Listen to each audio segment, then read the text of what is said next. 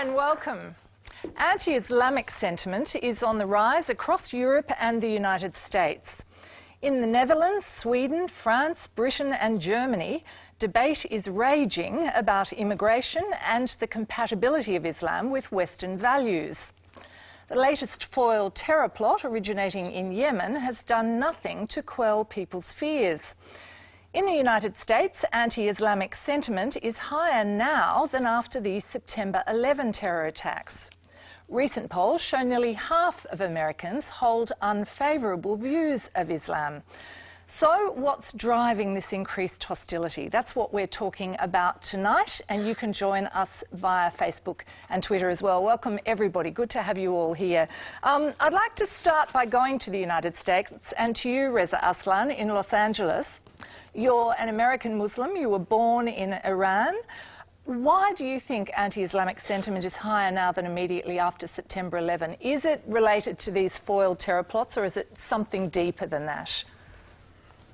Well, I think there's a number of reasons for it. Certainly the economy plays a role in all of this. In times of economic distress, it's only natural for people, and Americans have done this for many years, to look for a scapegoat. And currently, depending on where you live in this country, the scapegoats are either, frankly, Mexicans or Muslims. So, you know, God save you if you happen to be a Mexican Muslim in America right now. I think also part of it has to do with a sense of war weariness in the United States. We've been involved in wars in the region for about 10 years. But I think that there's something important here that isn't talked about enough, and it's Barack Obama. 1/5 of Americans, 20%, believe that Barack Obama is himself a Muslim. And in fact, amongst Republicans, that number is almost 40%. Polls show in this country that the more you disagree with Barack Obama's domestic policies, the more likely you are to think that he's a Muslim. The reason I bring this up is because what's happened in the United States is something that's already happened in Europe, and that is that Islam has become otherized. It's become a kind of receptacle into which fears and anxieties about the political or economic situation, about the changing racial landscape of this country are being thrown. And this is something very common to the United States, make no mistake. In fact, every single thing that has been said about Muslims, that they're un-American, that they're foreign, that they're exotic, has been said in this country about Jews in the 20th century, was said about Catholics in this country in the latter part of the 19th century. So this is a common occurrence in the United States. And I think by all accounts, you know, in the same way that we look back on the anti-Catholic and anti-Jewish sentiments of our history with shame and derision and with a healthy dose of mockery, that's how we will very likely look back on this sort of anti-Muslim sentiment as well in the next generation. Noni Darwish, you're joining us from LA too today. You were born in Egypt, you were raised a Muslim, you immigrated to America in the 70s where you converted to Christianity. What do you think in response to what Reza's saying, and what do you think is behind this anti-Islamic sentiment? Do you think it is just about fears of terrorism or something more? It's much more, of course. The West is very concerned and actually afraid because the media is not informing them. There are too many moderate Muslims who are trying to whitewash the fears and concerns of the West. It's time for us to face reality. Nobody's against Muslims. When I'm speaking about this situation, it's about Islamic doctrine. Islamic doctrine promotes violence and hatred against non-Muslims. 60% of the Quran is dedicated to cursing and spreading hatred and violence against non-Muslims who are called kafir.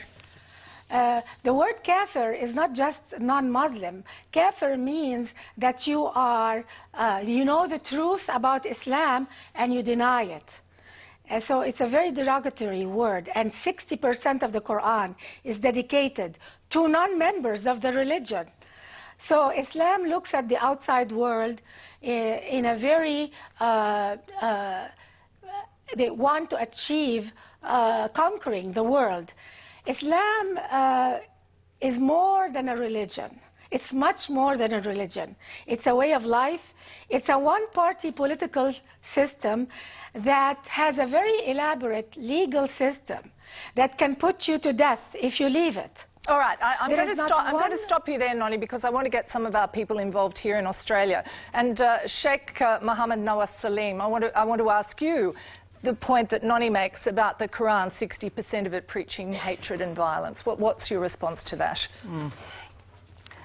Even a non-Muslim who read the Quran would not say that. I met a Muslim psychologist who learned Quran for 10 years with these questions in his mind, whether God talks about God himself or whether God revealed this Quran. And he was unable to find anything that shows that Quran is 60% of the Quran is against non-Muslim, because Quran says that it is the rahmah, it is the blessings for alameen. It includes everyone. Now, how come a book that claims itself to be a blessings to the whole humanity address the non-Muslims in that derogatory term as Noni describes? Okay, Randa, what's your view of this? I mean, you're an Australian Muslim, you were in the US recently. This does form part of the heart of this debate about whether the Quran preaches violence, about whether there is something intrinsically worrying at the centre of Islam. What's your response to that? Well, when I was in the US, I felt that the discourse there surrounding Muslims as the other, problematising Muslims and Islam as the other, was very similar to what we find in Australia, which is that the image of Islam is a constructed image in the West. We're starting from a point of view that Islam and Muslims, well, Islam is a violent, misogynistic, hateful religion, and that's where the debate always starts from. That presumption underlies the discourse. It's a discourse that sees nothing remotely beautiful or moral in Islam. We are plagued by a line of discourse that is utterly chaotic, it's ideologically charged, politically motivated. It makes sweeping generalisations about Muslims, as Noni has done, so that we're just one homogenous mass. So the religiously observant is lumped in with the nominal Muslim is lumped in with the radical. If we want to make sense of this mess and stop pushing Muslims into the arms of extremists, we need to make meaningful distinctions between the religion of Islam that a billion Muslims follow and see as a guidance for a peaceful, righteous, moral life, and the puritanical Islam of a minority, which so captures the media's attention. One thing I wanted to say about Noni is that with all due respect, I see her as the poster girl of Islamophobic cash cow, because really people like that are allowed to assume a heroic status as somehow, you know, escaping Islam and living to tell the tale, that they are the sort of the religious whistleblowers on Islam, precisely because there is this constructed image of Islam as a hateful religion. All right, I'll get a response from Noni to that. Noni? There is no need to any whistleblower. I mean, yeah, the Quran is there. We don't need a genius. You don't need to be a genius or a great thinker to read those verses. For example, وَأَعِدُّوا لَهُم مَا اسْتَطَعْتُم مِّن قُوَّةٍ وَمِن رِّبَاطِ الْخَيْلِ تَرْهِبُونَ بِهِمْ عَدُوَّكُمْ. I mean, what? It's promoting terrorism.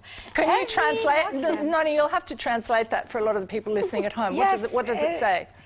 It's a verse in the Quran that tells Muslims to prepare every effort and everything and to use the horses of war and spread terrorism against non-Muslims. Okay, I'll get a response.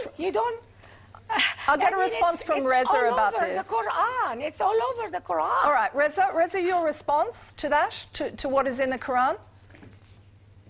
Well, first of all, I have to say that it's a weird feeling to have to respond to a Christian leader of an anti-Muslim organization. It would be like having to respond to a Muslim leader of an anti-Jewish organization about Judaism. So the whole thing is kind of weird. But let me just say that it's kind of convenient to simply pick and choose whatever violent bits and pieces one finds in the Quran and ignore the equally important verses that talk about compassion and peace. There's nothing strange or unusual about the Quran. The same Torah that gives us the 10 Commandments also commands the Jews to enact genocide upon every non-believer of Yahweh. The same gospel that tells us to turn the other cheek also says, Jesus says, that I've come to bring the sword and not peace, and that he who doesn't have a cloak should sell his cloak and sell and buy a sword. The thing about Scripture is that it always talks about war and peace, love and hatred, compassion and bigotry. That's why it's important. That's why something that was written 5,000 years ago is still read today, because it could be understood however you want to. Only an ideologue or a bigot would choose to only focus on one part of Scripture and ignore the other parts. Okay, I'd like to get a feel from some non-Muslims in the audience here about how they view Islam, because I'd like to get a sense of that from some of the people here. Marco, what do you understand about Islam? I'm born and raised in Egypt as a Christian. So the problem is it doesn't give me comfort in knowing that when they're getting taught from a young age is that to hate specifically Christian and Jews, or doesn't give me comfort in knowing that they basically memorizing in the Quran how to fight me till I believe or else. Okay, Amrish, what about you? You're a Sikh. What's your view? Well, I believe that, religion is an institution. There are good and bad things about all institutions. I think Islam is based on some fundamental principles, and they are open to interpretation. Like even within the Sikh religion, we have this debate of, shorn hair or unshorn hair. People that cut their hair are not Sikhs. Who am I to define that? I think it is the choice of that individual. Okay, I want to get some other comments. Ray, what do you think? Yeah. Actually, I am a Jew, and because of that, my history goes back many thousands of years. But the history of Judaism is the enlightenment of what happens with people who are looking beyond primitive values. If we tend to go back and regress towards primitive values, which in some cases Islam can represent, not necessarily does, but it can represent, we are regressing back to primitive situations, which is not called for in society. Okay. Judith, yes. What's your feeling about this? What do you understand about Islam, and how compatible do you think Islamic values are with I think in Australia they are compatible, and I think we have to see Australia as quite different, certainly from Europe and different from England. And I know a lot of English people that I come across now who have just moved out here in the last couple of years tend to say, oh, it's really nice to come to the North Shore area and not be surrounded by people in burqas or dark-skinned people. It's wonderful. And you have to say, look, don't bring that baggage with you. Multiculturalism is working extremely well here. And so you must leave that behind, see where Australia sits geographically as opposed to where England sits geographically, and say this is a totally different situation here. Ray?